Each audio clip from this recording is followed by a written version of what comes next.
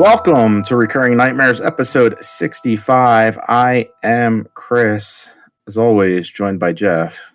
Hello. Yeah. We got some movies to talk about that involve some sharks. And one's new. Well, they're both fairly new. They're within the last 2 years. But before we get to our double feature, Jeff, what have you been watching over the last little bit? Not too many things, but there's one movie I saw that I really liked that I want to talk about for sure, and that movie is this movie called She Rides Shotgun. I don't think I've heard of that one. I don't think most people have. It was way under the radar. I know it had a theatrical release. I know it was playing in my theater, but maybe for like a week, you know what I mean? And like one time a day, whatever. Yeah. But it came to, on demand or whatever. And I knew nothing about it. I knew it was like crime thriller type thing, which is, my bag. But the reason I wanted to watch it is because I had just watched that show on Apple TV called Smoke, which I talked about on a previous episode on here, probably the last one. Yeah. And I was so impressed by Taron Egerton's performance in that show that, I saw he was the star of this, thought nothing of it. I was like, that's how good he is on that show. And I thought, I guess for the record on Smoke, like I watched the whole thing. It's over now. It kind of adapts a true story, but it's, they change things. Okay. I thought it got pretty silly in the final episode, and the final episode is not true to what happened in real life. But a lot of the details of the arsonist on that show were true, and I guess I'll just say it because he is like the investigator on it. Like he's like works for the fire department. He's the guy that's doing it. And that there was a real life guy that did that. Like. And most of the crimes he commits on the show are identical to the real life, like what happened in real life. And so he plays like this really evil, twisted fuck, and he was really great in it. So I was like, all right, She Rides Shotgun. I don't know anything about it. I know it's a crime thing, and he's the star, so I'm gonna check it out, right? Yep. And the premise here is there's a little girl. She's getting out of school. Her dad comes to pick her up, and her dad's played by Taron Egerton. He's clearly he's got tattoos on his face and shit.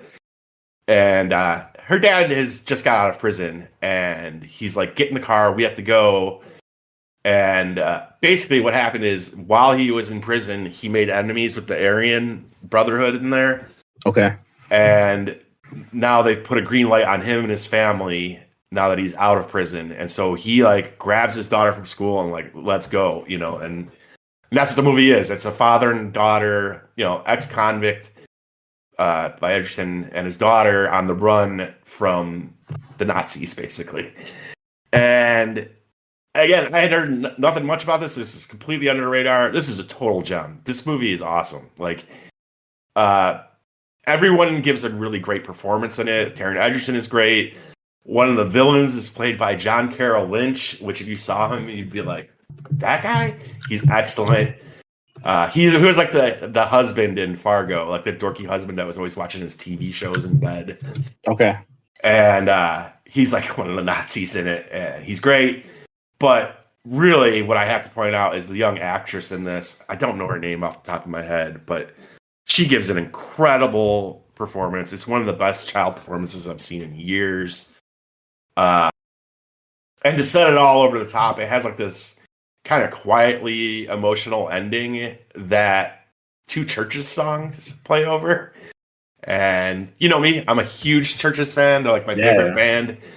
And just, it's so rare to see this thing that you love, but is not known to the wider culture, just show up in a movie like that and to end the movie with it. Again, I thought this movie was really great. I think you should check it out. I think anybody listening here, if you like crime shit at all, check it out. It's just it reminds me of some movies from the 90s. even my wife said it. She's like, she goes, "Did you ever see that movie where Jason Statham has to protect the little girl?" And I was like, I have no idea what you're talking about. She was talking about The Professional. Oh, okay. Which is not Jason Statham. But I thought of The Professional as well. We both thought about it. And another movie it made me think of was True Romance, which is one of my favorites from the 90s. But yeah, and even like my wife at the end was like, "Oh, that girl is getting an Oscar." Like I'm like, dude, no one's seen this movie. But I agree with you. She deserves, like, everyone here deserves some awards for their work. They're all really great. So won't go too on. You know, you get the premise of it. That's what it is. It's what you expect. But yeah, it's really good. I saw one other. Well, I saw a few other movies, but one other like notable. I don't know about notable. Kind of new movie. There's a new documentary on Netflix called Unknown Number: The High School Catfish. You told me about this. I just added it to my queue. So this is not a good documentary in my opinion. Okay. You also told me that as well though. So. It is, yeah. It is like your typical Netflix, like not great documentary from them. And for even more reasons. But what it is about a girl in high school who she starts dating this boy, and she and him both start getting like threatening texts from an unknown number. And these texts are like, "You should kill yourself. I'm with your boyfriend right now. I'm sucking his cock," like shit like that. Wow. And the reason to watch this documentary is because when it is revealed who has been doing this, and it goes on for like 2 years, and the police are investigating it, the FBI gets brought in. When you find out who is doing this to her, it is absolutely jaw-dropping. It is one of the most jaw-dropping reveals in a documentary you'll ever see. And it's the reason to watch it. So it's like one of those, I think I said in my Letterboxd thing, it's like one of those things where it's like, this is not a great movie, this is not a great documentary, but in fact, I would go as far as to say it might be kind of bad, but like the story is so fucking nuts that it kind of just like sails along on that. Yeah. But it also, I think, commits some real sins regarding that too. But I guess if you don't want to know the spoiler, if you plan to watch it, I'll keep it at that. But yeah, it is like, you'll just be like, what the fuck? And if your wife, does your wife into true crime or no? Moderately, like depends. Yeah. She has to be in the mood for it, but yeah. My wife loves it, and I actually knew going in like who was doing it, like what was I knew the story, but I just popped it on for her because I've been making her suffer through Friday the 13th movies. I was like, hey, I got one for you tonight. I just pop it on this. And she's trying to guess who it is. She's like, is it an AI? I was like, that's interesting. I know where it's going. And as soon as it's revealed, like, she's just like, it's so shocking that she was confused. She's like, wait, what the fuck? And she's just like looking at me with her jaw, like, what the fuck? So anyways, yeah, it kind of made a splash on Netflix. Yeah, it was like the number one movie or something for a little bit. Yeah, True Crime is huge on Netflix, and people were talking about it on Twitter like a few days after it came out.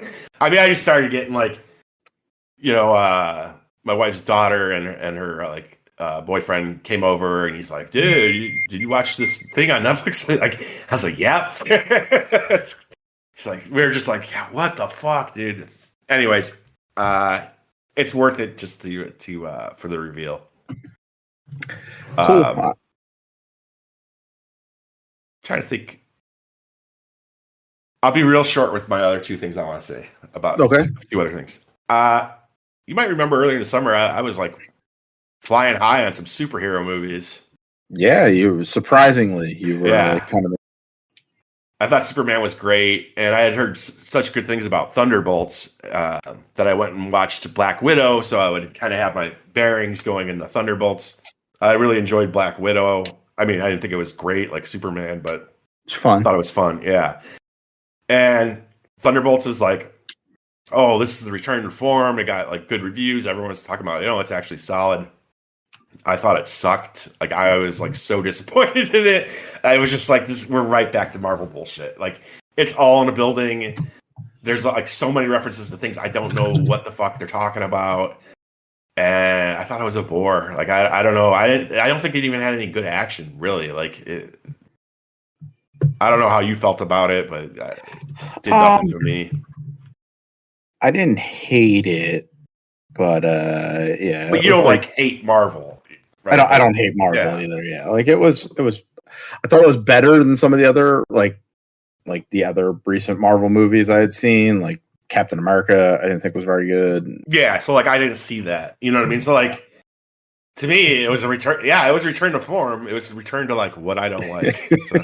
Yeah, I think like if you're not into like that, they have a formula. Like, and Thunderbolts was very much it. I thought Black Widow was way better and like had like a story I cared about. And it like that's the thing is like I watched Black Widow and I really liked Florence Pugh's character. I think she's great, and I liked her, quote unquote dad in it, David Harbour. Mm-hmm. Like what is he, the Red Guardian or something? Something like that, yeah. And so they were two like bright spots here, but other than that, I just thought it was a total drag. Yeah, I think like for me, it was very much like Florence Pugh's character and him like carried it for me. Yeah, probably more than it should have, but that's what I have like fond memories of it when I saw it when it came out back in early May or something like that. So. Yeah. Just I want to touch on one final thing before we move on, and that is I have been rewatching the Friday the 13th movies. Yeah. I think I'm up to Jason Goes to Hell now. And I have this kind of running theory. I don't know if you've ever seen me voice this. I've said it more than once. I put it as like a question. Is like, do young people today look at the 80s slashers the way that we look at, like our generation would look at like the Universal monster movies, like Frankenstein and stuff like that? Like, where it just seems old and quaint. And yeah, what especially since like what we consider the horror icons of that era, Freddy, Jason, Leatherface, they've kind of become memes, and like they're not, they're almost like they're considered like heroes in a lot of ways. So like, I think it's more like, like Frankenstein was, Dracula was cool when we were kids, but like they were corny movies. Like, and it's like, like you're not gonna be rewatching like I don't know. I've seen them all, but I didn't rewatch Dracula 8 million times as a kid. Right. You know what I mean? And so, that's why I was like, do young people look at these movies that like are our generation's like horror movies and like just be like, man, that's kind of boring. You know what I mean? Like, not that good. Right. Yeah. And I have to think I'm right on this because on my rewatch, it's finally getting old for me. Like it's finally, I've loved this series forever, and I'm just kind of bored watching them. I'm just like, there's no real like story to care about. You know what I mean? And it changes every sequel, and like some of them, the rules change sometimes. Yeah, and then some of them, I'd say many of them don't really have many good kills. Like, part 1 has some fantastic kills. Part 4 has the best kills in the whole series. But then there's some that are like, 6, 7, 8, like maybe 1 or 2 cool kills. And I don't know. So, just wanted to float my theory out there. And I think there's some credence to it. Because, like, again, I'm like struggling here. I'm like, oh, they're going to get more modern at least. There's that. Even though my favorite ones will always be 1 through 4, but like, I don't know. Like when you watch the remake, you're like, I mean, like I love the remake. So but the remake is at least more modern too. It's like, still the same concept, but it just has like better pacing, and it just feels scarier, and there's a reason for some of the things that's going on. It kind of has like a plot, yeah.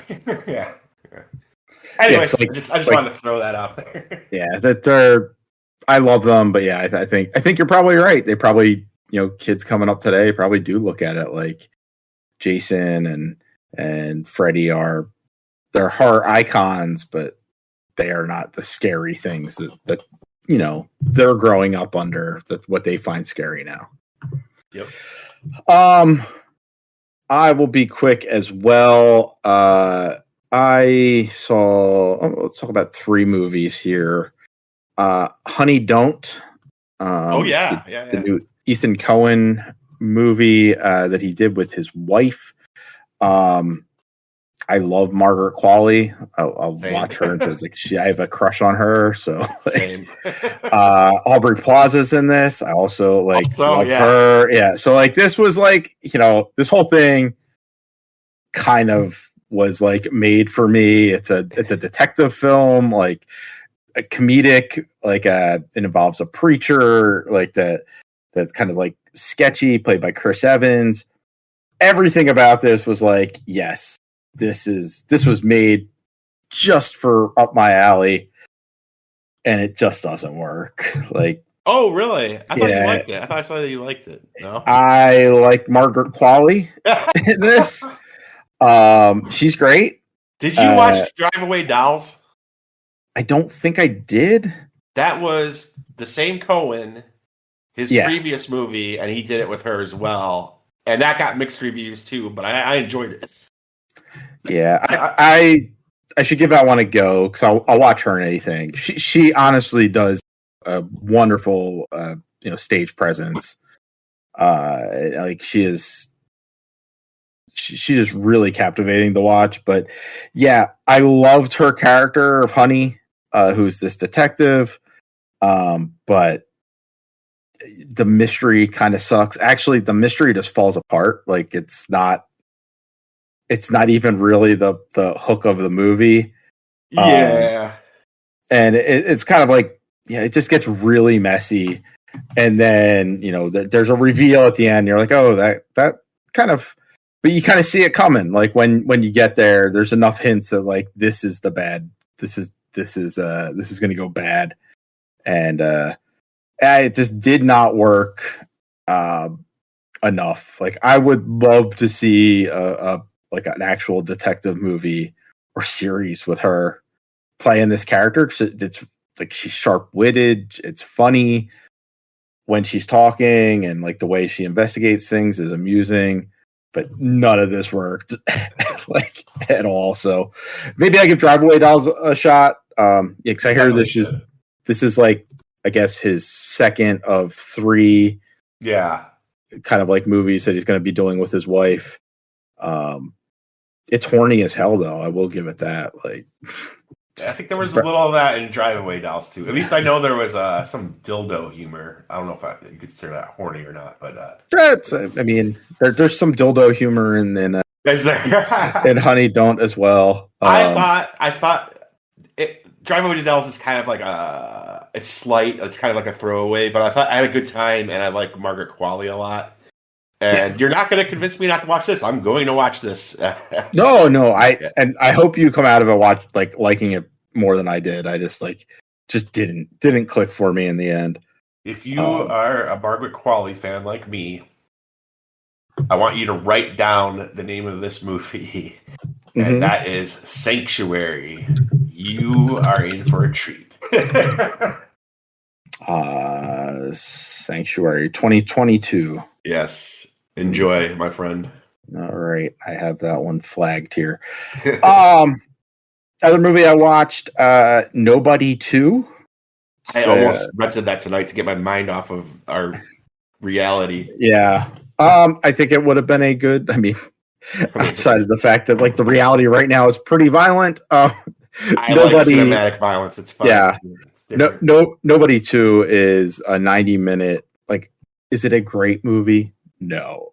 But is it fun? Yeah. It's this family vacation getaway. Stumbles across corrupt cop who starts being a shitbag, and he has violence issues. You could say if you watch the first one, and that unfolds with his family in tow this time out, and it's a good time. The finale takes place in a like a shitty small town theme park. Yeah. With like there's a scene with a water slide. Like, it's goofy, it's dumb, but I had fun with it. Like, I mean, it's not, oh my god, that was the most amazing action movie ever, but it's a good time. It's a good fun watch.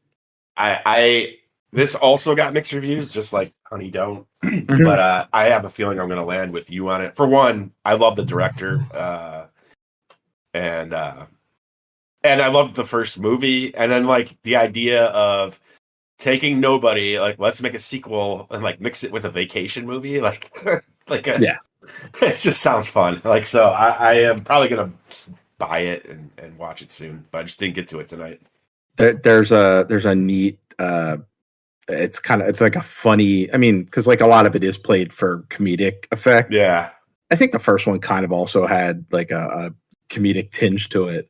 Yeah. This one's a little more comedic than that, but there's a very funny action scene that takes place on a duck boat, in the back of the boat, where he's fighting off these thugs, and the driver and like the other passengers on the duck boat don't know what's going on. Like, they are not aware of the fight that is happening. So it's a good time. And last movie here, I saw Jaws at 50, which is the new documentary. I think it's on Disney Plus and Hulu. Yeah. It is, it's a documentary about the making of Jaws, which came out 50 years ago. If you're a fan of Jaws, you probably know most of the stuff here. Like, there's some interesting stuff about like the book being written, and like some of the naming. Like, they had pages and pages of names before he titled the book. Before they came across Jaws. Like, what do you mean? Like Peter Bentley? Yeah, Peter. Okay.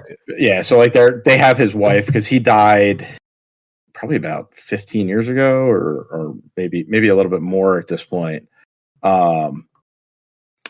He's dead, but like his family members take part in the documentary, and yeah, they talk about like him. He's written the book, he's handed it off to the editor, and like, all right, like, when we're going to publication, we need a title. Like, and they finally came up with Jaws. Like, there were some really goofy titles that they were possibly going to name it as. And it's crazy because that's kind of Jaws is kind of perfect, right? It just works. Yeah, just works. If they named it something else, maybe it doesn't hit the same way. Maybe Spielberg never picks it up to kind of make.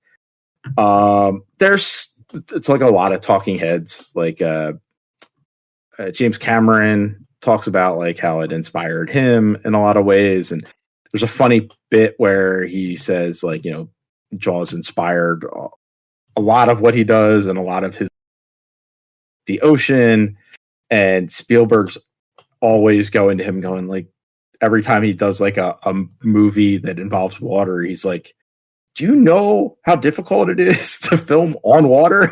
Like, Cameron's like, yeah, I kind of do. It's like, yeah, of course he would. Like, he made like maybe the biggest movie ever on water. Just funny that like they would talk like that. George Lucas is in it for a little bit as well. So it's neat, like, getting their perspective on the film. And Spielberg obviously talks a lot. I did not realize that Richard Dreyfuss and Robert Shaw mostly did not get along on set. Like looking back on it now, they seem to have come to like, yeah, we pushed each other really hard to make the best thing we could here. But at the time, I don't think they liked each other very much. Mm-hmm. The speech that Quint gives on the Orca when he's talking about the Indianapolis and like it's sinking, that was all written by a friend of Spielberg's who was like, yeah, you need to like give some emotional weight here in this scene. And so like that was all added in, and Which is Robert crazy Shaw. because that's like an iconic scene from Yeah. the movie. Well, and then Robert Shaw took this whole thing that they had written, that his friend had written. He like cut it down.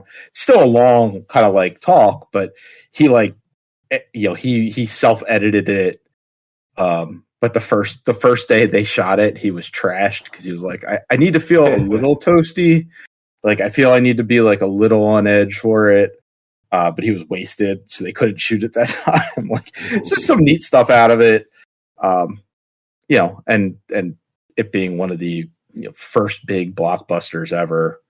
It's a neat thing. I think, if you don't know anything about Jaws, like, it's probably going to have a lot of really good information. If you know Jaws, you know most of this, but it was still an entertaining watch. So yeah, I heard it was decent. I am not like as big a Jaws. I like it, but I'm not like. Yeah. I know it's like one of your favorite movies, and with me, it's like when I saw it as a kid, I really loved it, but like it didn't stick with me like some of the other stuff I watched. Yep. So, real one quick, last. I don't know if I ever told you this. Just fun little story about this though is that when my dad was, I think, in high school, he had a teacher. I don't know if he made them read the book. I think he just like recommended to the class, and my dad went and read these books. But his teacher was like, in the next like 5 or so years, one of these books are going to be a big, successful movie. And the two books were Jaws and First Blood. So the teacher was more than right. They both became big movies. Yes. Huge movies based on books. Like, it's crazy to think some people don't even realize that, like, all they know is the movies, so they don't even know that they're actual books. And then real quick, both of us watched the premiere of Task, which is the new HBO crime drama, I guess is what we would call it. Yes. Pretty good. It's by the same guy who did Mayor of why am I drawing a blank on that? Mayor of Easttown. Yeah. Which was also, I really like that as well. This seems to be kind of like following in that same vein. Interesting story. We're getting a view of like it's interesting because we're getting a view of both sides here. You're getting the crime and the task force led by Mark Ruffalo. So, and it's like the bad guy is kind of portrayed sympathetically a little bit. Like you could like maybe not agree with. I don't agree with what he's doing. What he's doing is nuts, in my opinion. But they flesh him out as a human being. Yes. Yeah. So, it ended kind of abruptly, I thought. Like, just kind of a shit kind of goes sideways though, right? Like, where it's like, uh-oh. Yes. Yeah. But like, really cool. Like, I guess it was a home invasion. Like, it's a based on the task force that's investigating home invasions in the area in like southern Philadelphia area, like those townships down there. And Mark Ruffalo is leading this task force, which is like a group of like clowns. It seems like they are not the best and brightest that they even say it. Like, even I think Ruffalo says it. He's like, "Oh yeah, thanks for giving me all this experience." Yeah, they're all young, and the one lady is just like, it's a really funny scene where he's like, yeah, so like, I gave you guys all the brief. Did you guys get a chance to read? She's like, I didn't get it. He's like, well, I sent it to, and he like reads the email, and it's like Fluffy Bunnies 27 or something like that, which is just funny. Like, that there are people like that will be like, yeah, here's my personal email. And it's something ridiculous. Yes. It's like nonsense, goofy thing. It's like, oh, maybe it went to spam. Like, ma'am, you are a law enforcement officer. They also get set up in like a seized house that should be condemned. Yes, it's so shitty. I, as somebody who lives in Philly, I really like the Philly touches they give. They radio station. They're going to local, establishments that everybody here knows. I'm sure we'll get more as time goes on because Mayor of Easttown also did similar things. Yeah. It's interesting. I think it'll be a fun. I think, and the core mystery kind of going on, or the core crime that's going to be investigated, seems interesting. Yeah, they have made the criminals sympathetic in a way. Like they're shitbags. Yeah, they flesh them out as human beings, not just like exactly bad guys. And so, like, this is my jam. I think I've called this one months out. I remember when they first showed the trailers, like, dude, there's some new show coming to HBO from the person who made Mayor of Easttown. I was like real hyped up about it as soon as I heard about it months ago. I've been waiting for the show, so it's just my favorite. But one, I love Ruffalo as like this raging alcoholic who has to dunk his head in ice water to get ready for work. Yeah, and I like how they show the bad guys as human beings.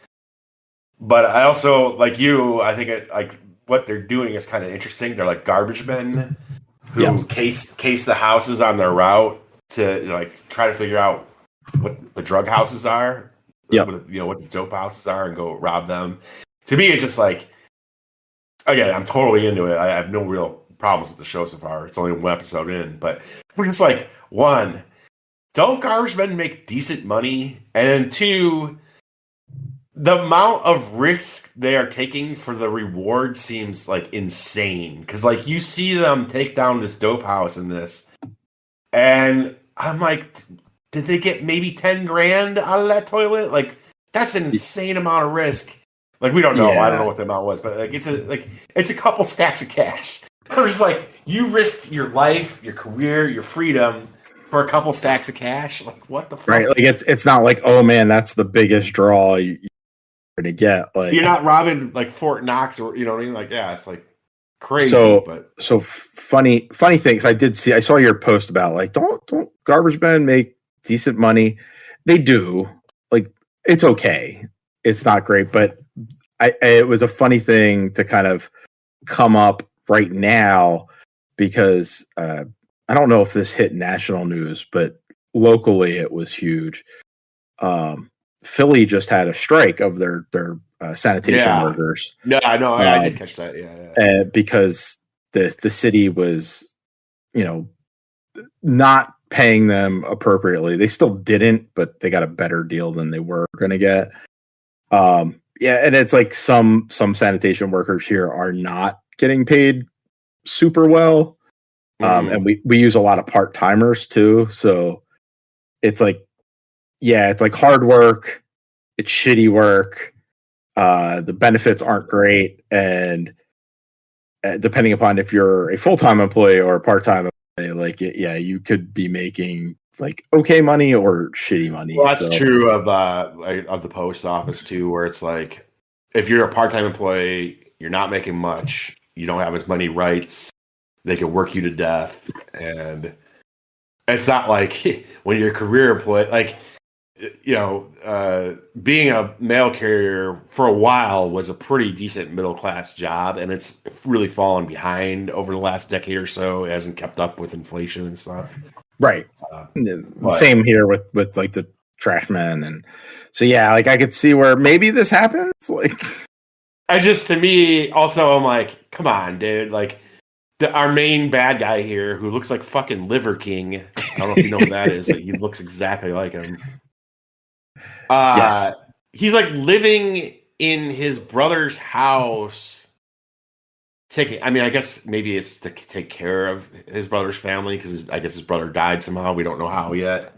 But I'm just like, dude, you can't afford a fucking place, like. Yeah, so that was, I thought, like, and that's part of the right, because it's also intriguing with like the interpersonal goings on. It's like, because it's his brother's house, his brother's daughter she lays claim to the house. She thinks it's hers. But he's like, no, it's like my brother's house. It's mine. Like, it's like, okay. His family's moved in there. His wife is left home, and she's like the primary caretaker of his kids, it seems like, because he's out doing crime like and stuff. So that shit was interesting. The shit with Mark Ruffalo and his daughter, I'm interested, like, what happened there. I don't know if maybe I missed something where they explained why Mark Ruffalo's son is in prison. And that's the thing. I was like, we don't, this has been one episode, and a lot of the, it lays a lot of interesting things to explore going forward. But we don't know why. Yeah. So I'm hooked in. Like can't wait for Sunday coming up to see what happens next. Yeah, I'm. Again, this is just like 1,000,000% my jam. Like, so I was in stuff before I even saw it, but then I saw it. I was like, "Yep, that was what I expected." Hell. So that is what we have been watching. But our main feature, a double header of shark movies. We're going to start off with the one from 2024, Under Paris. We got a signal, guys.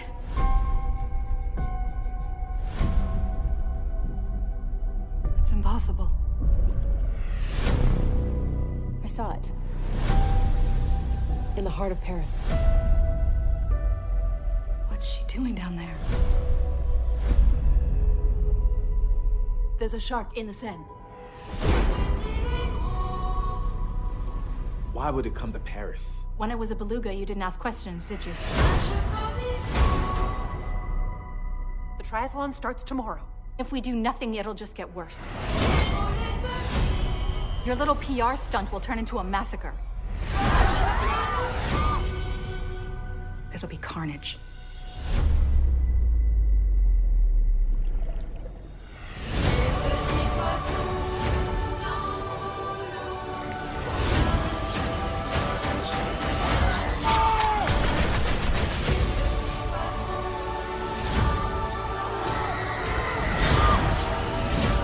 Paris is, and will forevermore,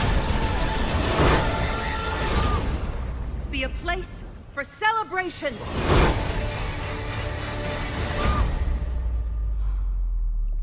Is it over?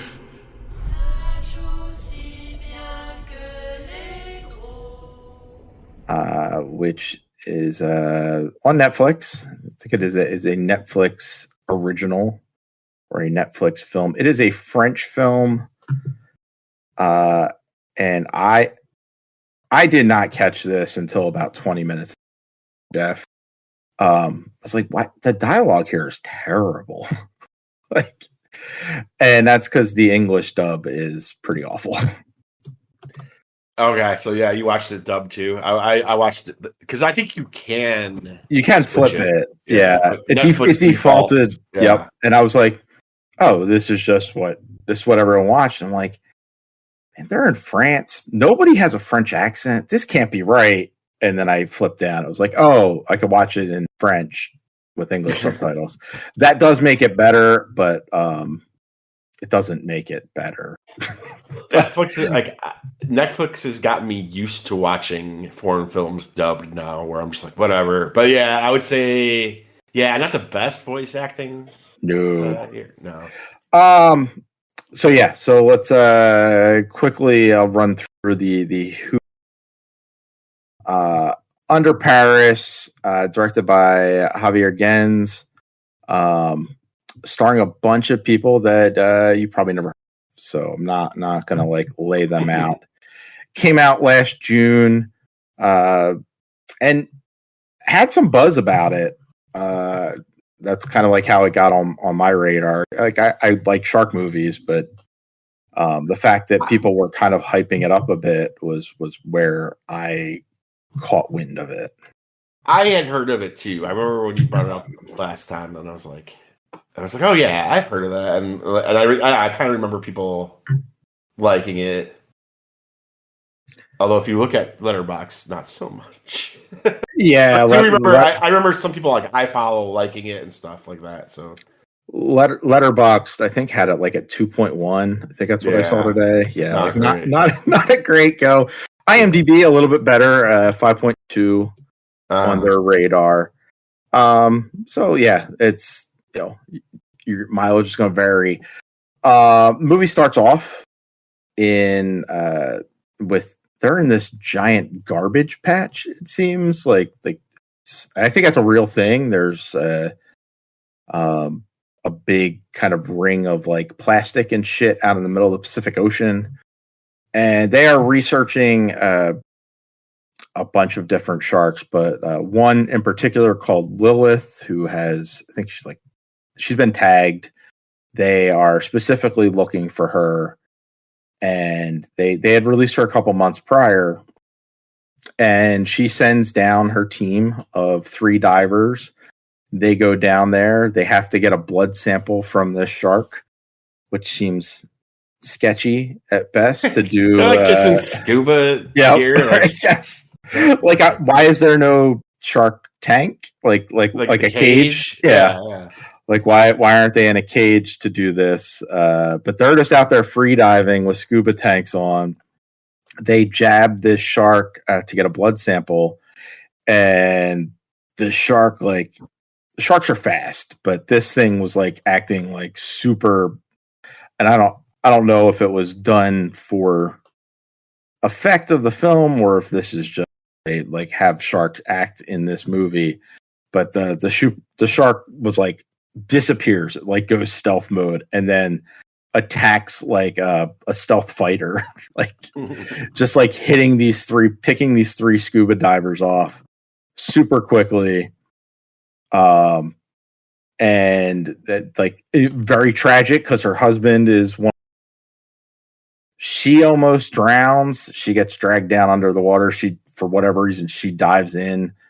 I don't know what you're gonna do. You're gonna fight off a fucking mako shark by yourself, with a pocket knife and your weight belt. I don't know why she dove into the water. These movies act like you could just punch the shark. Yeah, just which I know is like they tell you to do, like punch it in the nose, yes. Right? Like you're supposed to. If a shark is coming at you, go at it head on, and then kind of like punching in the water doesn't work. Like they always say like punch a shark in the face, but it is kind of like you want to push the shark's nose and away from you, and because sharks generally don't want to fuck with humans. They're not there for that. I think they say that in this movie, right? It's like, they're generally not like trying to kill you, like yes, until they are. Like this fucking psychotic death machine that they've created here. She obviously super traumatic. She moves to Paris. She's like working in an aquarium there. And these 2 kids kind of come up and are like, "Hey, we found your shark, and it's here. It's here in Paris. It's in the Seine."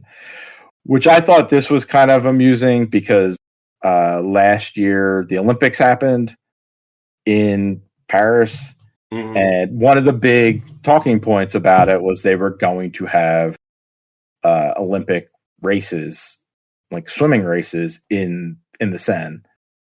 So that's like a big political point here, kind of like drawing from Jaws, where they're like, you can't shut down the river because we're cleaning it and we have to have it open so that we can have this big race here because the Olympics are coming. Yeah, there's like a whole thing with the mayor. It's like straight out of Jaws. Yeah. So like, I thought that was like a neat little tie back to Jaws. Also interesting that that was a big political firestorm for Macron over there. Where I guess the mayor and him were like, yeah, we'll clean.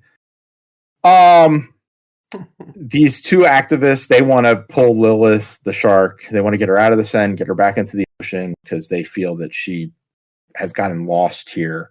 And if a mako stays too long in fresh water, they'll drown, or they'll suffocate because they don't have the same oxygenated water that they would have in the ocean. Anyway, blah, blah, blah. The cops don't believe that there's a shark in the Seine. They think there are beluga whales evidently in the Seine. That's a thing that happens, but they don't think there's a shark there. They don't think it's a big deal. And if there is, they're gonna kill it.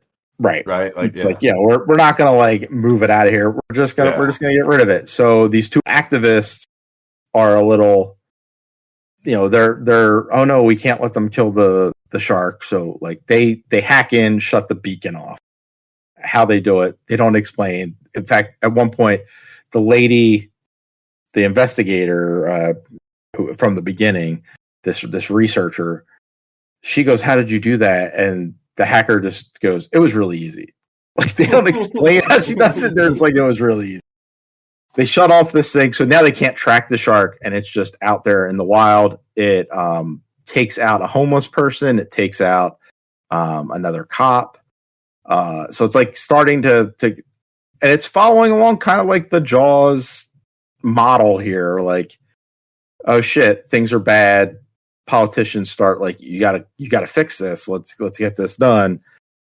But then the movie goes off the fucking rails, and it has like this whole climate change, animal rights activism nonsense. It's not. It's like everything in here is just like shoddy, like pseudoscience, or you know what I mean? It's just like, what are we talking about? Like, yep, it's all make believe. Like, oh, they have like, what is it? Like they said, like basically that shark Lilith has evolved, right? Yes. Like oh, it could breathe in fresh water because it developed. Like, there's like one part they're examining like a dead shark, and they're like, oh yeah, like they could breathe in. That's like, I'm sure none of this shit checks out like in any sort of fucking way. But no, and I mean, I guess it's supposed to be a cautionary thing, like, hey, we're creating monsters. Yeah, and it's like that's fine. It's whatever. Yeah, it's like silly, but yeah, it's just Godzilla, right? Like that's yeah. This is just Shark Godzilla. We've created a fucking monster because we're shitbags with the environment, but it is goofy as fuck. Like it's so dumb. So they're all in the catacombs. I don't know. They send out a message. Hey, all environmentalists and hackers and fringe groups, please come help us save this shark. We got to get it out of here. We're all going to meet in the catacombs and basically use sonar to chase it out. That doesn't work. There's more than one shark, and there's a massacre. Yeah, way more than one.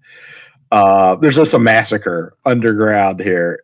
Oh, isn't that the other thing too? It's like they could self-replicate, like self-reproduce. Yes. So they cut after this massacre, they kill one, they capture it, they cut it open, and like just hundreds. And I love sharks. I've watched a lot of shark documentaries. I really don't know how like they reproduce. I didn't think like they had a fucking 12-pack of babies that come out. I know that there are like, they have eggs and like they kill each other until like one or two survive. But like this lady cuts them open and like hundreds of like these little baby shark things come out of the body. And she then starts going, oh my God, they don't need males. They can just replicate on their own. Yeah, the environment has caused this mutation. They are a new breed of shark. It's just like another like ridiculous like thing, you know what I mean? Like, yeah, which is fine. It's okay to be like it's fine to be silly, but it's just like like this is so like we're just making up shit to like make the movie work somehow, Yeah, because like otherwise, like, well, how do we have this finale that's going to take place in the Seine in broad daylight? How are we going to have like 12 sharks show up? Like, we need to explain it somehow. And this is the dumbest way possible to do that. So we're going to push that one out there. But when they're like in the catacombs, basically Lilith was using that as like her nest. And there's like hundreds of sharks now. Yes. And when like, are you talking about this like the part where like a bunch of the activists go in there? Is that where we're at? Like, okay, yes, so like probably my favorite part of the movie was like the one activist was just like, we're gonna do this, like we're gonna get them out of here, he's using the sonar or whatever. And our main character lady, who's also like sympathetic to the sharks. Like she's like a environmentalist. Like, yeah. It's like, dude, no, like you gotta get out of there. They're dangerous.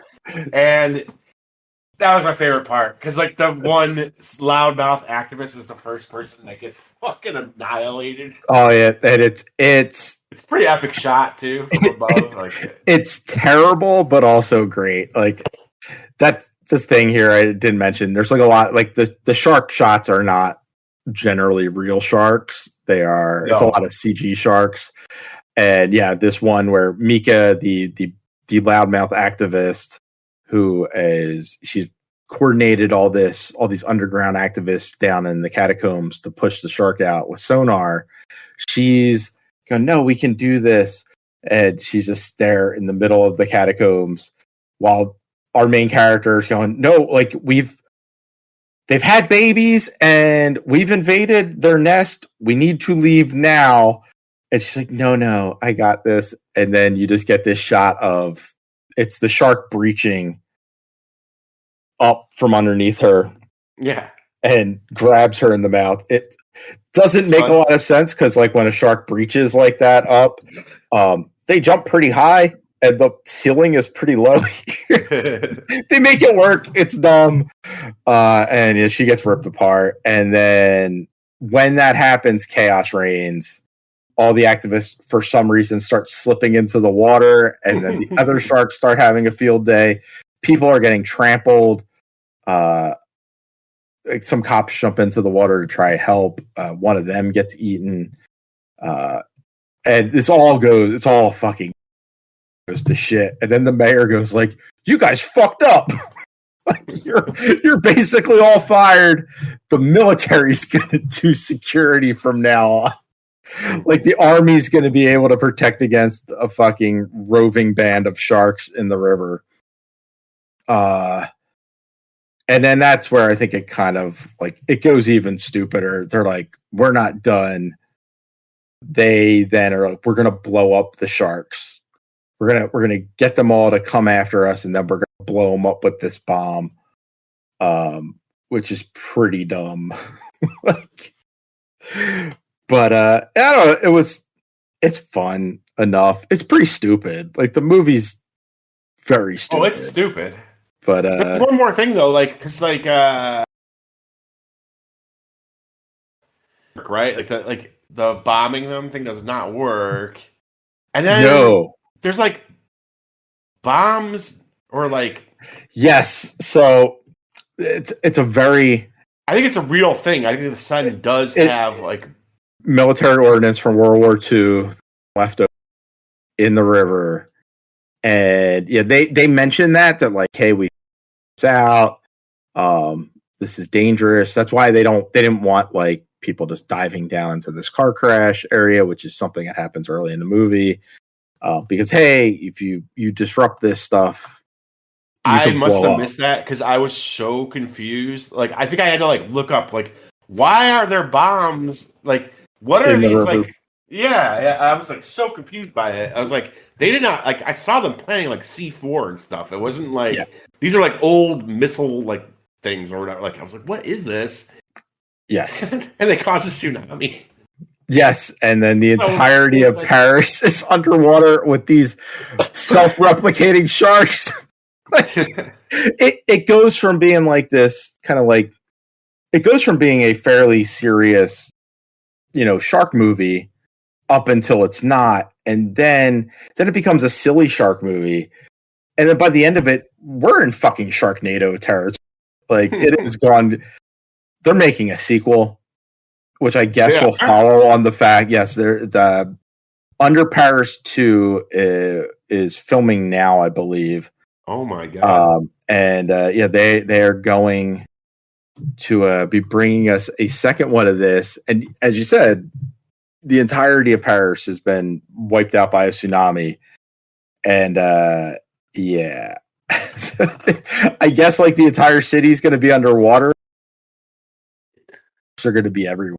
I mean, there's like shots near the end that kind of indicate that where you can see things that were submerged, like buildings, and you see like sharks like monitoring, like going around like patrolling. And I'm like, oh yeah, you know, I get what you're going for here. I didn't know we were gonna get a sequel, but Yeah, I knew we were getting a six. I occasionally will look up like new shark movies, and I came across a list of stuff coming. that's crazy. Yeah, absolutely nuts. Fun enough, I think, but I don't know. There's not much here. Like, it looks like it wants to say stuff about like climate change, stuff like that, but it's so clunky in how it does it that I don't think it works. But if you just look at it as like a dumb, fun shark movie, Yeah, it's better than some shit I watched. I'm sure it is. I am not a dumb shark movie fan, so I guess I've been kind of cagey on my thoughts about this, but I did not like this movie. Watching it, I was like, Jeff hated this movie. Yeah, I wouldn't go so far to say as I hated it, but like, look, it's okay that the plot is silly and stupid, and it's kind of like turns into like a Sharknado thing. In fact, like, I'm kind of flipped with you in that I thought it was kind of more fun. Like, again, the most fun I had in this movie was the activist getting eaten right away. Like, but my problem with the movie, like my main problem with the movie, is it's just too boring for like an hour. Like nothing happens for an hour. It's all in the back half. Yeah, it's all setting up, and it's all like explaining these goofy fucking things that they're coming up with. Like, oh, you know, why would there be a shark here? How would a shark survive here? And like, I just found it too boring. Here's my thing: it's too boring leading up to the end, and then like the end. I appreciate it, like kind of going nuts, but like it didn't deliver enough for me. Like it was just like there's no like really good kills or anything like fantastic about it. So I was just like, I thought, oh, like this probably plays better for Chris because like he likes shark movies and watches the bad ones. Like I'm sure you've seen ones way worse than this. Oh, absolutely. So this is like middle of the road. Yeah, for me. But yeah, I was not into this movie. Again, I don't think it was terrible.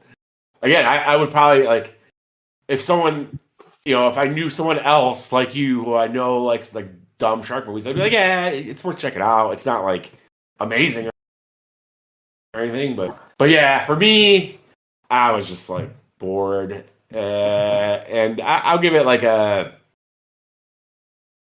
I give it like a 5. I don't know. It's not terrible, but I just didn't find a lot to recommend it. You know? That is perfectly fine. I'm not much higher than. I'm gonna go 6 out of 10 here. I would say, the English dub is so goofy. And maybe that I don't know. Maybe for some people they'll find that charming and. It could add to it, yeah. Yeah, because it is stupid, especially at the end. And like some of the deliveries are just like really goofy. Like when she's like, we've invaded her nest. Like it is delivered in such a goofy way that it's just it was not great dubbing. Like it was not great dubbing. So maybe that works for some people. They'll be like, yeah, I'm watching this dumb shark movie and this dubbing is dumb. I do wonder if I watched it in the French with the English subtitles, if it maybe works a little bit better for me, but it's fine. I'll give it credit for this. Fine. Like the way to do a silly, like stupid movie is to play it serious, and it does do that here. Like it treats it as all serious. I just found it too boring. So yep, that's fair. So that's Under Paris. So our next film is a little horror movie called Dangerous Animals, also shark themed. Oh my god, I can't believe I let you talk me into this. It's gonna be a great experience. Yeah. All right, crew. There's still one thing we need to take care of. Promise you it'll help. Close your eyes. Take a big, deep inhale. And out. In and out. Welcome aboard.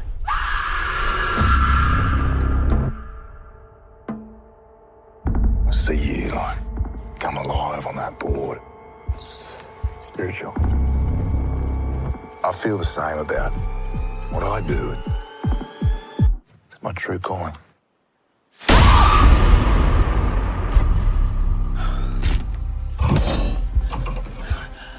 What is this? Where are we? We're on his boat. Whose boat? I don't think you want to know. You're a fighter. I love fighters. Makes for a better show. Right, places, please. And action.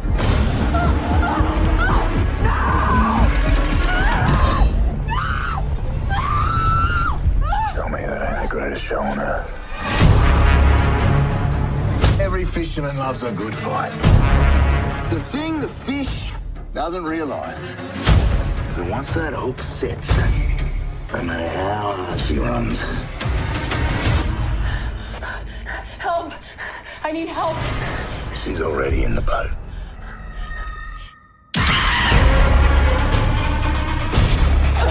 Behind you! Now you and me, we fend for ourselves. We're sharks. I'm nothing like you.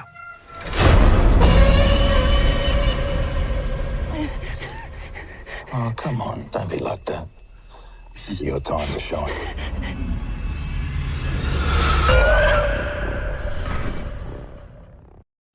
But very different than so Under Paris was a very goofy kind of take on shark stuff that Jeff said played itself seriously, but is a goofy film. Dangerous Animals, completely different beast. And I don't know if you'd call it a shark movie. Like, you know what I mean? Like, it is, but it's not. You're absolutely correct. Like, not to steal your thunder here, I'll let you take over in a second. But like, when I first saw the premise of this, and when I watched it, I was like, "This is the movie." If you and I, like, if Chris and I tried to come up with a horror movie together, this is like something we could come. Like, I could see us coming up with. Like, you love shark movies. I love like the serial killer, like thriller shit. I'm like, and it's just like it's like matching them together in a way that I think is like satisfying for fans of both. I think fans of shark movies are really into this. And me, as not, I don't give a shit about shark movies. Really, was also really into this. Yep. So, Dangerous Animals, it came out in June. Limited run, I would guess. I don't think it was in theaters here for very long. Directed by Sean Byrne, with again a cast of people that I'm not familiar with. Like, nobody really jumped out as like, yeah, these are people I've seen in other films. I mean, Jai Courtney, the oh right, yeah, he's the psycho fucking path. Yes, and he's been in a bunch of like usually bad movies. I guess he has like a reputation for like I guess people like did not like him as an actor, but it was mostly due to like a lot of people like came to this and were like, "Oh shit, this guy's good." Like, you know what I mean? Like, just because he's been in so much terrible shit. I'm not familiar with like what exactly he's done, and I didn't know who anyone else was. He was in Suicide Squad. Yeah. I think it's the one by James Gunn. No, the good one. No, it's not the one. Yes, it's the bad one. He's cursed with bad movies. Yeah, it's the David Ayer one. He was in that.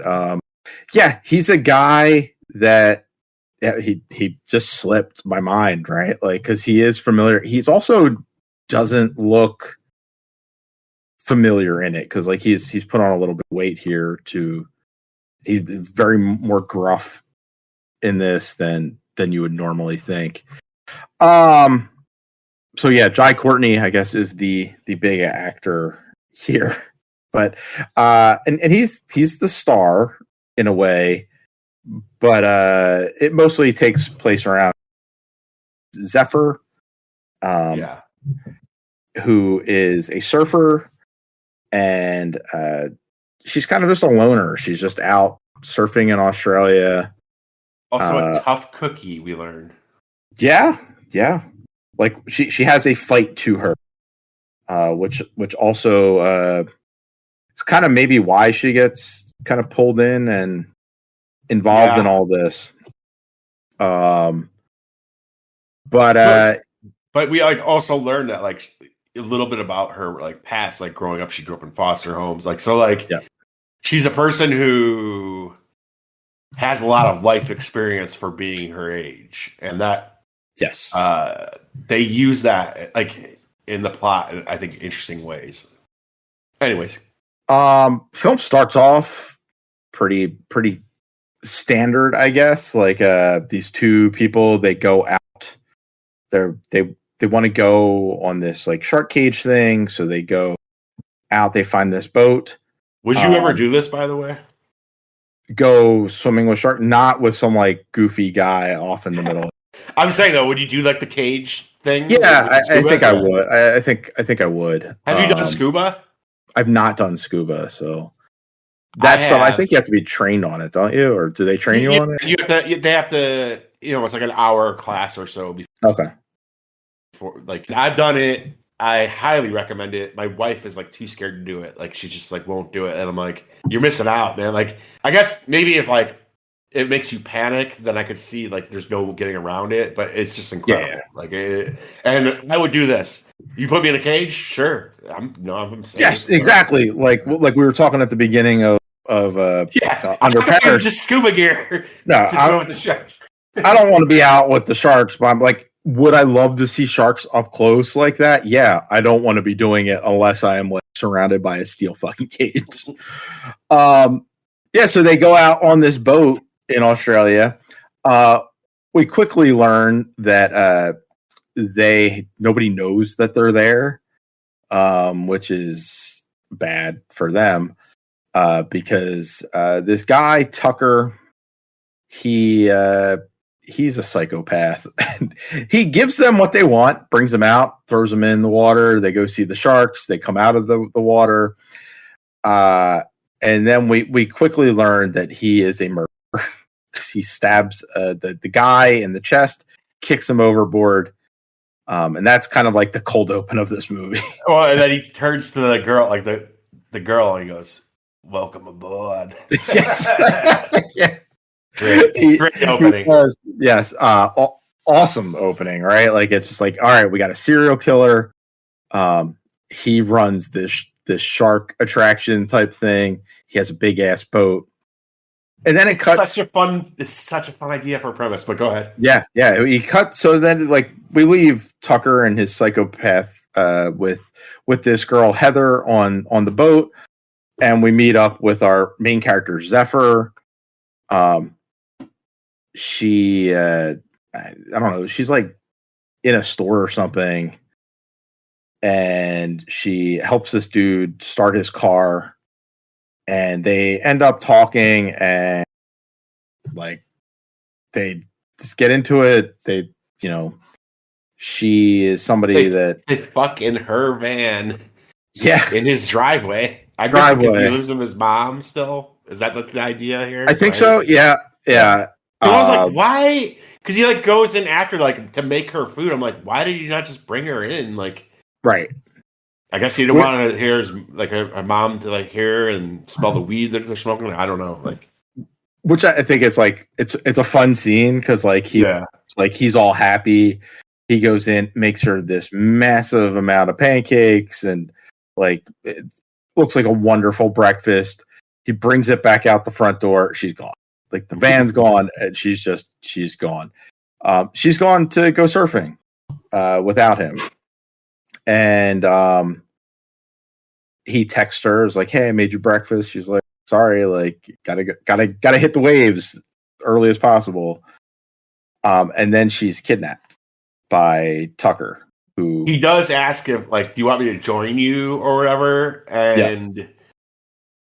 I think there's some good character reveal here because like she goes to start saying like, "Yeah, that'd be cool," and then she's just like, "It's a free ocean." Like she like deletes what she was gonna say. She just says, "It's a free ocean." Like This is a person who is like been through some shit and is afraid to let people get close. Right. I felt that's. But then in the middle of that, like her texting him, yeah, she gets grabbed by he throws a bag over her head. And, Yep. So Moses, the not boyfriend, the one night stand dude, who's infatuated with her, starts wondering what the fuck's going on. yeah. And he starts investigating on his own. But when Zephyr wakes up, she is chained to a bed. Heather, the girl from the beginning, also chained to a bed. And this is where it's kind of revealed that like he does this a lot. Yes. And we're going to learn very quickly what he does. So it's not just stab people and throw them overboard to get eaten by sharks. No, he's a snuff filmmaker for his own amusement. Like he's keeping these things. It has to be on VHS tape. Yeah. And he has to get a sample of their hair, which he puts in the tape case.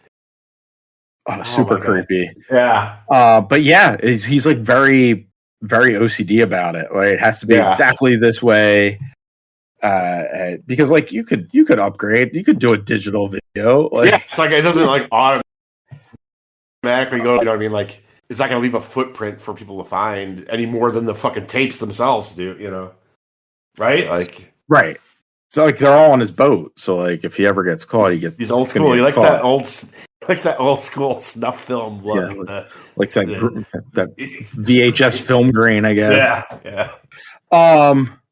So Zephyr, like she wakes up, she, figures out, oh, this guy's crazy. She, we get a little more character development that she has probably been locked up before. She knows how to pick locks. She gets the other girl to take her top off because it has an underwire. Yeah. Brilliant. I thought, I was like, oh, this is a good movie. Like that's when I like decided. I was like, oh man, that's genius. Yeah, like she's smart, but he's also smart. Like he's not an idiot. A lot of times the victims are like helpless or doing things that are stupid. Where you're like, why would you do that? And here it's like, Jesus, one step ahead of me. Where I'm like, oh, that's really good. Yeah, she's like, I can get us out of this. Like, help me get us out. Like, take your top off. Give me your bra. She's like trying to unlock herself. They almost get caught. I think they do get caught. Like he knows what's up, but he doesn't let on.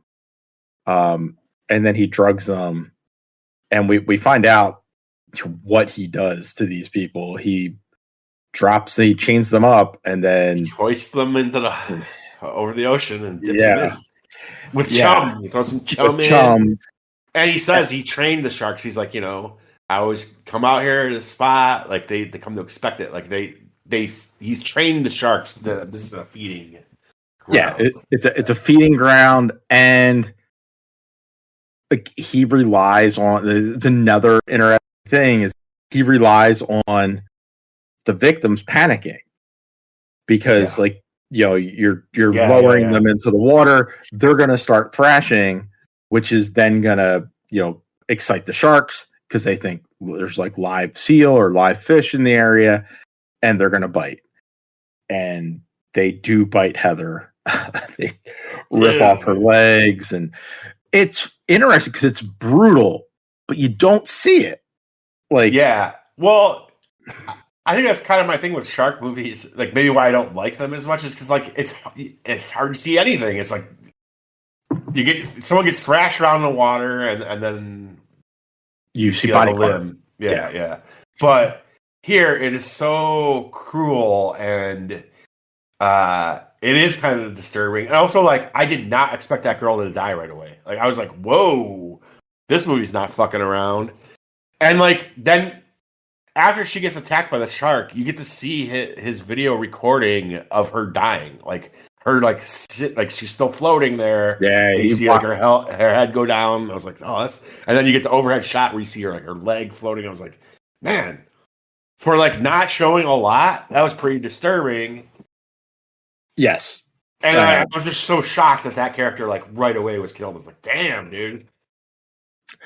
Yeah, she's not kept around, and then like you're kind of wondering like how's out because it's been made out that Zephyr is your lead. But there's still a lot of movie left here. Mhm. Like this isn't like a 70-minute film. This is it's almost 100 minutes long. And that's where Moses, the one night stand, kind of comes in. He's still infatuated, still investigating. Like he tries to report her missing to the police. They're like, you know, you don't even have her last name, man. Like she just don't want you. Like Yeah. she went surfing. She hooked up with somebody else. She's gone. Like even though her van still there. Yeah. With her phone inside of it and all that. Yeah. And I guess this is a thing. Like there's like public access, like where you can view. Yes, that's real. That's a real thing. Like like certain beaches and stuff, like you can view on the internet. And he scrubs back to like when she would have been there. He watches her truck go by, and he deduces that like, hey, at the very least, this dude was in the area at the same time. Yeah, this tourist company guy, like his truck, like he was. And I was just thinking, how do the cops? I guess maybe the cops don't give a shit as much. Like, how do they not think to check that camera? Right. Like, hey, like just go see. Hey, maybe we go talk. See what's up. But he goes, finds them, and so she had gotten loose before that. I guess she had gotten loose and thrown his tape recorder into the water. Is that when that happened? I think that's when that happened. Yeah, because he gets all pissed off. He brings the boat back to dock. It's like emergency stop. Yeah, go get a new fucking camcorder. New camcorder. New fucking new like tapes. Like a pawn shop type place, like thrift shop, you know. And he has this like annoying neighbor on his dock. Yes, I mean, he views him as annoying. I think the guy thinks they're friends. Getting new business. Yeah. His dog obviously hates him. Like his dog's always barking at him. Like, yeah, the dog knows. The dog knows you're a shitbag. That's great. The whole shit with the dog is such a great touch. But yeah, he's like, hey, man, like this, you know, I got a angle for us. Like, there's these rich people. They're looking for you to take them out. And he's going through all this, and Tucker just walks away. He's like, fuck off. Moses sneaks onto the boat. He hears Zephyr trying to escape down below. And so he sneaks on, tries to get her out. And that's when Tucker comes back. They start fighting throughout the boat. And actually, Moses he's gotten a little bit of an upper on him.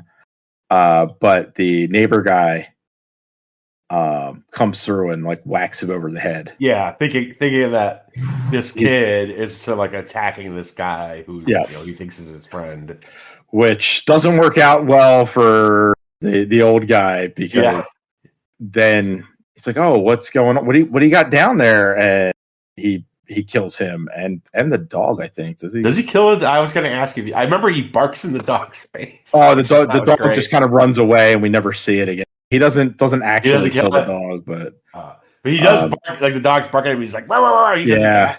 Yeah, and the dog runs. We don't know if it runs off the boat. I thought it just ran the table, or maybe it did.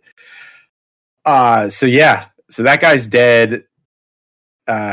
Moses is hurt badly. He's been bruised Captured. up. Yeah, and he's become the next victim. They're gonna drop this dude into the ocean next, and that's where like Zephyr's been paying attention. She knows the water at the very least. She knows how to act around sharks. And when they're dipping Moses in, she's like, "Don't move, like just sit still." And this pisses Tucker off, because without him thrashing, the sharks aren't biting him. They're not attacking him. So he's like, "Fuck it," pulls him out. We're going to do this another way, and he stabs him, and then it's going to like. Then he puts it back in. Yeah, basically as chum, and he's like, "That ought to ring the dinner bell." Yeah. And then there's like a fight ensues because Zephyr gets loose, and like then it becomes like kind of like a game of cat and mouse on the boat, and now Moses is bleeding out. They're both locked back up, and like back and forth. Like it's a game of like who's smarter here, like Tucker or Zephyr, and who's tougher, because like she is very, very tough. Yeah. But he's a psychopath. Like, so yeah, it plays out like a slasher movie, but the instrument of murder is the sharks. So I found this to be a really, really fun, fast-paced movie too. Like it kind of like once it gets moving, once they grab Zephyr, it does not slow down. Yeah. So yeah, like what? Like I mean, it's a pretty simple concept, but like where do you land on dangerous animals? I think it's great. Like it's simple but great concept. I love that the movie, like the victims are smart and they are trying to get out of the situation. And I love movies or stories where a character gets put in like a hopeless situation and you're like, how are they going to get out of this? And the book or the movie or whatever, like trust that that's interesting enough to like really focus on that.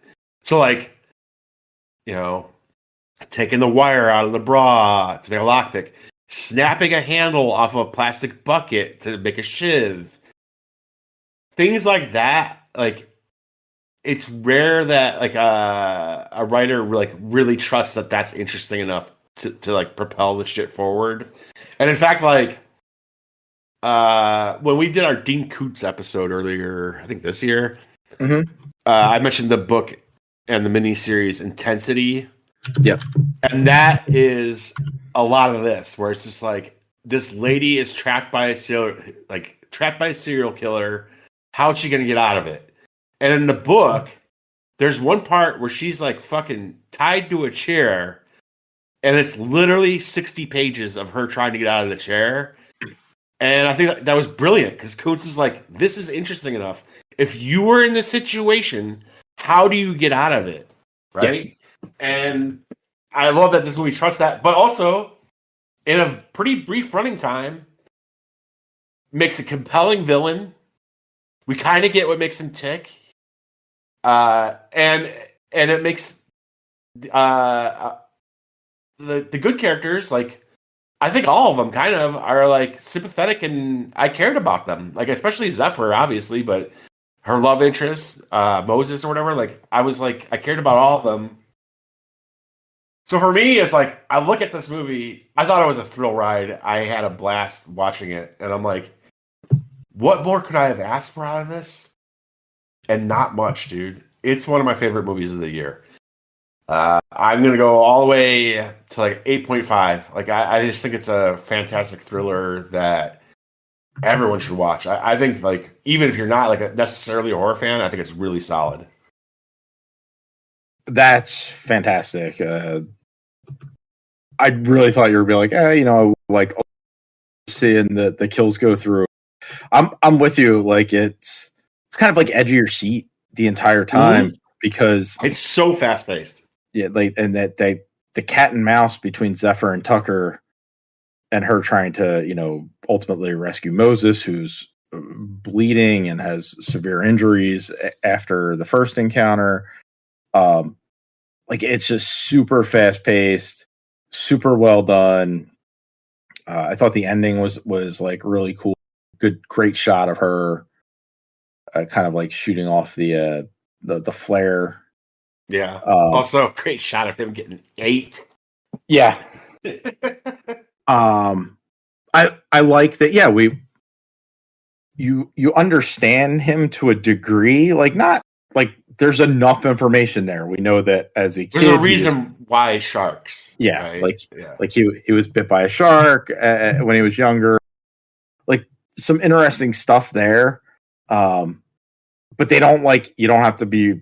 We don't have to get the big reveal of the police like jumping on board and I'm like, oh, look how fucked up this guy is. Like, this movie's in and out, dude. Yeah, it's like the story is him being a psychopath and Zephyr ultimately triumphing over him. Yeah, and killing him using his instrument. of murder.